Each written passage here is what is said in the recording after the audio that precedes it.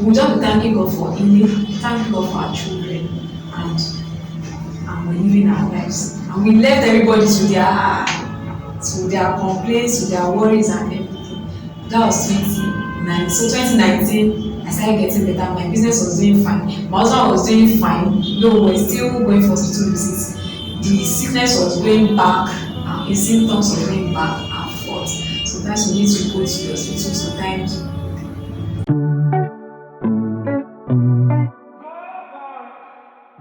So in 2020, we decided that we will not tell anybody about it. Go for like, so we started the treatment in August, and the wahala started in October. So we're still that time we had drawn all the tests. It was around that time in NSAS. During NSAS, I never knew there was anything called NSAS because I was too involved in my own problems. It was after NSAS that people were telling me NSAS happened. I didn't know, and I used to go out every day because I would go to the fertility clinic. I would go and see him in the hospital. I would go to the pharmacy. I would go home to get food, and I was on the road. I didn't know something was happening. I remember the last week he spent. He started saying a lot of things. He started saying a lot of things like, whatever happens, make sure you still serve God. You are doing well now. You have to do better after now. Like, you are doing it together now. Why are you until to back up teaching hospital that he just could not breathe again. So we took him to back up because there was no hospital now. I don't know, that day everything was just against us. All the hospitals we were going to, they could not help us. So somebody said, go to back, we know somebody there, so okay. And immediately they took him to emergency. And when they checked, they said oxygen was not circulating. And they started giving him oxygen. And within like 5-10 minutes, the monitor showed that the oxygen had circulated. So after, he was not their patient, so I had to tell them his strength. So when I told them the drugs he was presently taking, they said they had to do dialysis. And we had never had the option of dialysis because his body was doing fine. And I told them, if this guy, if you should ask him, tell me, because I said it will never get to that level when you do dialysis. Because that process, people will tell you, doctors tell you that it's nothing bad, but the process is scary. You will drain your blood pass through a machine to come back to this. So I said, but at that point, I was the one that was to make the decision. He's not talking. Not talking. So I told them, if it will save his life, let's do it. We spent a lot. Thank God, we spent a lot, and even we died before the diagnosis. I remember that day, the doctors were scared because they were looking at me. They said I was so small. That how will they break the news to this girl? So they were there for like 2 hours, but not talk. And it was gone already. Just saw them running around. It was in the midnight. I remember, but God, I don't know. God is just good. While we were at the hospital, I pray with my siblings every night. That night, all of them called me and we were praying together. So all through while I was waiting, his mom was there, his family members were there. Okay, you had called them to come. Well, we came together. Okay. Because we were already together for like 2 weeks before then, so they knew what we did, they knew everything that was happening. So we were there together, but everybody was standing aloof. We were just looking at a wife that didn't give them children. Understand? So everybody was just standing, even morning. Okay, at some point they gave me maybe 50,000. Everybody was just everybody was just standing aloof. I don't know. So beings, God help us. So my siblings and I were praying. My parents said they were praying after me. Meanwhile, my parents already knew it was hospital. My mom said they were still begging God. My brother said he knew. One God didn't actually hide the fact that this girl was going on. It was just me that didn't accept. He too knew, but me, I don't know if I can't say I know. The truth was too. It was too hard. Yes, so I think I was just like, no, God is not wicked. He will not kill this guy. I was like, no, God will not kill him. I said, I said, and God knows he's an only child. He will not kill an only child. And when the doctors came, they blew the news. Before he died, before they wheeled him to that, when he was just saying, I'm sorry. He was telling you. He was telling me, I'm sorry. I was asking why he was apologizing. He was just saying, I'm sorry. They blew him to I think he died almost. No, in fact, all these symptoms started Friday morning and died Saturday, early Saturday morning. No, I don't know. So when they came to break the news, when they finally came to break the news, my siblings and I were praying at that point. At the time, maybe at the time we died, I just started vibrating. I was shaking. I was telling my sister, I can't control. She said, let's just ask him. She said something like that. She said, pray for strength. God give you strength. I was like, you know, when we died, finally, they took me to see. I wanted to pray, but when I saw it, I would not pray. Why? There was this, you could touch the peace that was surrounding me. It was too, I could not even touch it because I felt if I touched him, I would bring him back to pain. So I just left it. Though it had not sunk in, it didn't sink in at that point, and I would not see him again. But I knew I could not beg God to bring him back because I knew he was in pain. There were some things God revealed to me in that moment that could not make it could not even. We knew it just had to go for peace to reign, and God was just telling me, I took him home. He did not die, he transited. He did not die. And while I was crying that day, I remember that I was crying. Nobody was pacifying me. It was just one random guy. It was in the midnight. One random guy that was there. You know, my siblings were on the phone, but they could not come. And they knew that they broke the Yes, they heard. So I remember somebody was there. The woman just came to me. She just said, one of my best friends, she just came to me and said, number pastor, actually number pastor in my phone. I said yes. She stood with me. She made sure I called my pastor. We have tell her what happened. Then I told her what happened. She just left me. As in, they were trying to claim that nobody dies early in their church or family. That is my body. It's not their problem. So everybody left me. I remember while I was crying, I was just this random guy that drove us to the hospital. She was begging me. And what are the family members? His mother? Everybody was crying on their own. So that man was holding me. And when I was crying, I was just saying no. I was telling God, no. I knew I could not, but I was still telling God, I know you can do something. No. And while I was crying, I saw one woman. In that hospital, all the doctors were wearing white. This woman was wearing blue scrubs. Later on, I told my parents that I think she was an angel. Because I saw her standing in one corner. She was looking directly at me. I saw her. When she realized I saw her, she came towards me and she held my hands very tightly until I had to look at her. Do you want to break my hand? And she said, God said I should tell you that He will give you beautiful ashes. He will give you the oil of joy for you. Stop crying. And she was the one that held my hands. So I can't say she disappeared, but I just didn't see her again. So they took me home, back to family. That's what no, now, family rights and all. I had some friends online, we saw together, so normally we tell each other about our problems. I read out some of them to start praying for when we were in hospital. So the lady was always calling me.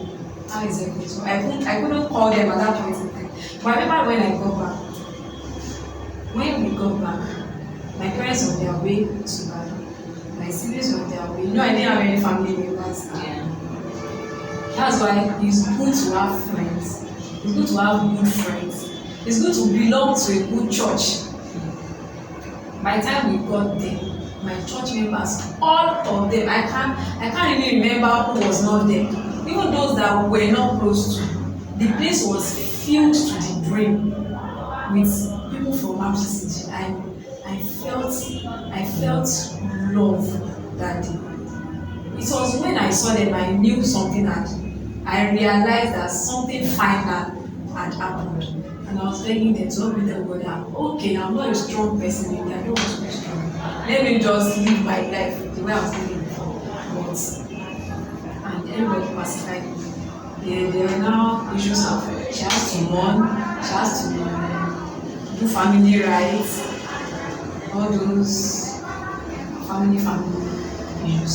But while we were there, still that same day, that Saturday morning, a friend of mine from church came. She collected the keys to the house.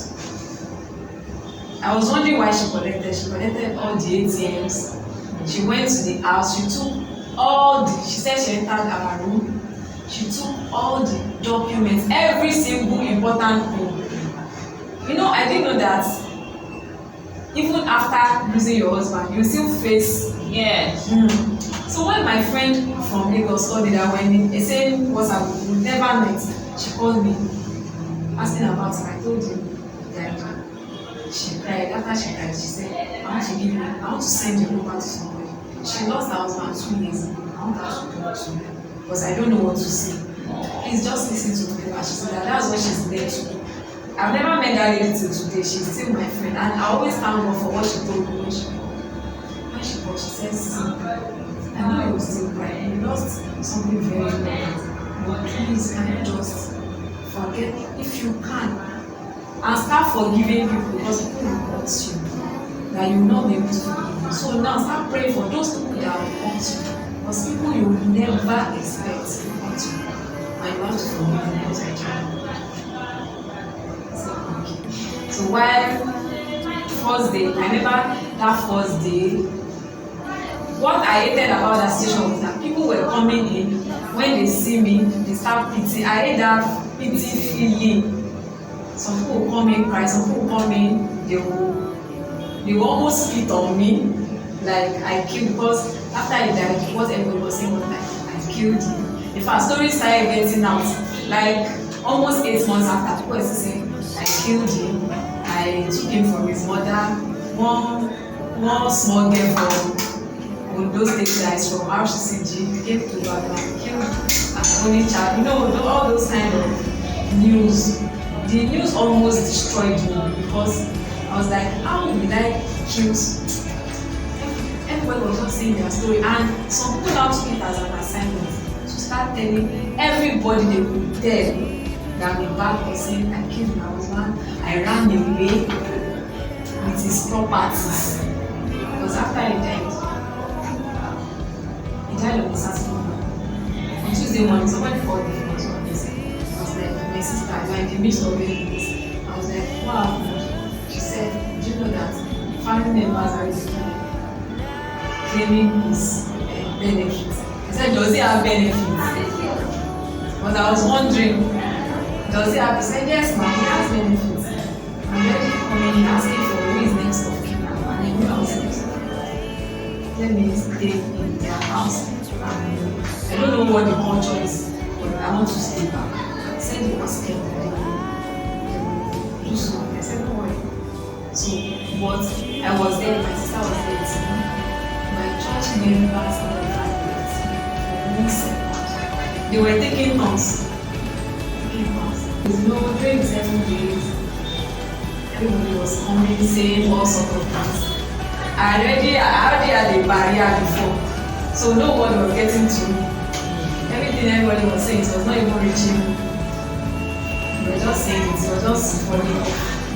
I had grown so strong that nothing was affecting me again, and I was just telling them that they could not kill me, because one of those things they were telling me before that was that I took him out of their place. And I said, this guy gave his life before I even met him. So it's not me that introduced him. But they said when I met him, he became harder to reach.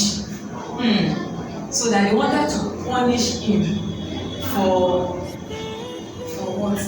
They started saying some that. So before they could reach him, they could not reach him. So I was one of the people that was, so they wanted to hurt me, but they could not reach me. I don't know why he died. After he died, and everybody was, some people thought they would get at him, so I was not reaching. I was just there. On the next Saturday, after 7 days, my dad came to pick me. When we were going, they were already asking for things from me, and at his workplace, they were already calling me for his death certificate. So I already asked him, nobody was giving me. They knew I wanted to use it to process something. You were asking for at work, the death certificate, so I would process his benefits. So, who was supposed to issue this death certificate? The hospital. I was supposed to be the one collecting, but they are giving the family. So the family was refusing to give it to me. So some people would say, don't bother asking, go and do a favor. I said, no, I'm not doing anything. And I asked, but everybody was dodging and saying other things. Like, you did not give birth. You did not.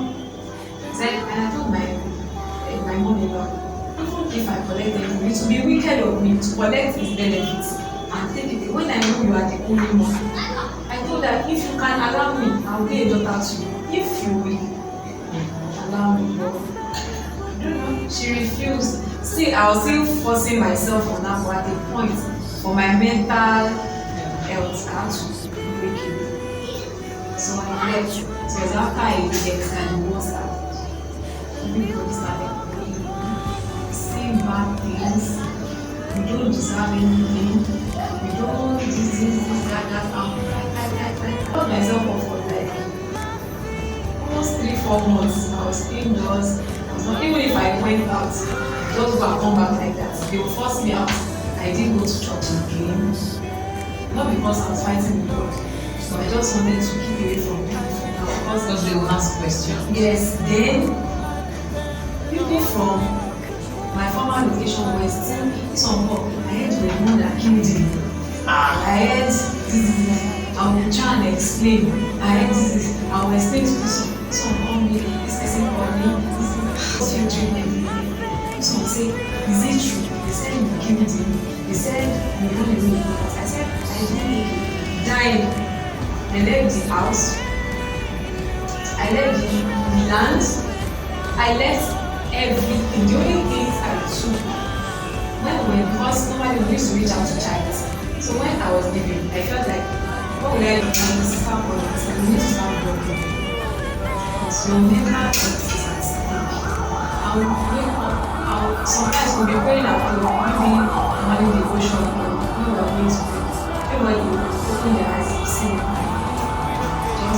My emotions just like I'll be happy now. The next second, I'll start crying. The next second, I'll be angry. The next second, I was drained. And I started and I said, you have to start working. That they created the love button for me. Let's start working. I said, I was feeling guilty because I wanted to take care of this one. I knew she didn't have I wanted to. She said, but when somebody is not allowing you to be mentally, they want to, if you are not careful, you will just run mad at the end of the day. Look at your options and do the right thing. I started praying about it and I felt peace when I started blocking everybody. One after the other, one after the other, one after the other. Till date, I've not had the strength to block out. But we don't talk. Before then, I used to send money. I still felt responsible to her. But after then, I just felt somebody I'm not talking to. Even me, I'm still struggling because I had to come and start from ground zero. Thank God for parents that love me. Thank God for them. If not for my parents, I don't know. Thank God for God. So it was then the healing process. But the healing process was not actually because my parents didn't know how to help me at the point. I was just there. You know, after he died, God gave me. God was still talking. That was the funniest part. I could not pray again. could not read my Bible. One day I tried to read my Bible and I saw a letter but I was not able to.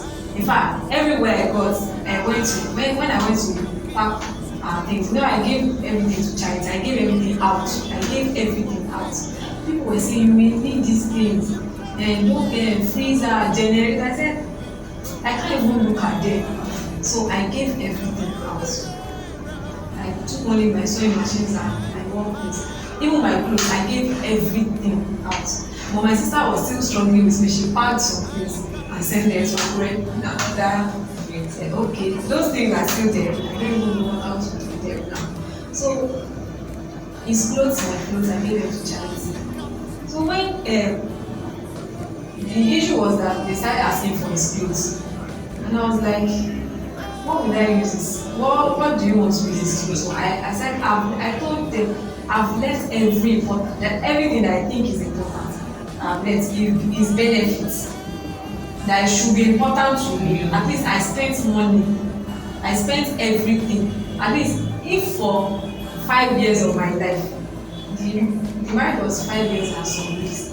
If for 5 years of my life I deserve that, because I had people advise me in marriage to run away. Well, yes, some people that I confided in, some people said leave him. Even his mom is not encouraging him. Even my mother-in-law told me that she could not stick with the man the way I was sticking with her son. That she can't do it for any man. So I had different advice to leave, run away, abandon him. I didn't do that. I said, even if for 5 years of my life I deserve that one. No, I'm not a wicked person. I can still walk. You are older. So even if they call me anywhere and say this is your husband, I will give you everything. I will start again because God has spoken to me. So I know that I'm okay. But they started asking for things I could not produce.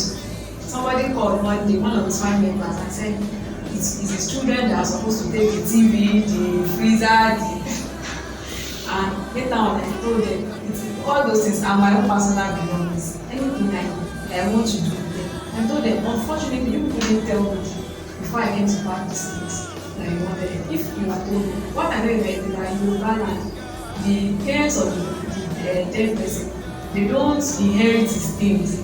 That's the normal thing I know. But I thought I was helping by giving all these things out. I'm giving them out. And I can't collect it from those who are able to. So my parents called them and said, just calculate everything you want. Tell us the amount everything costs, we'll send it to you. That was when we stopped calling.